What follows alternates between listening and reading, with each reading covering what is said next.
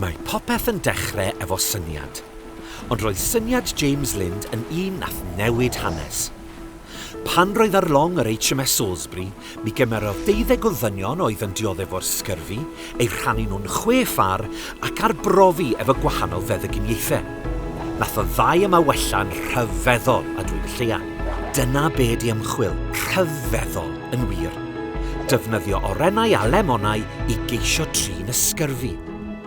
Gan rifoedd yn ddiweddarach, mae ymchwil iechyd a gofal cymdeithasol wedi rhoi cryn dipyn i ni. Ond mae'n rhaid cael pobl cyn gallu torri tir newydd. Pobl fel chi. Pobl sydd wedi cymryd rhan mewn ymchwil i helpu i wneud clyfydau'n llai tebygol o ddigwydd, arafu'r dirywiad a gwneud yr amhosibl yn bosibl.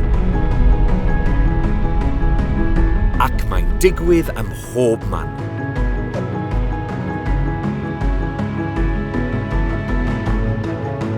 Mae'n rhan o ofalu o ddydd i ddydd.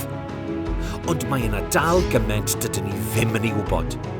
Dyn ni angen yr ymchwilwyr, ond fasai'n dda i ddim hebddo chi.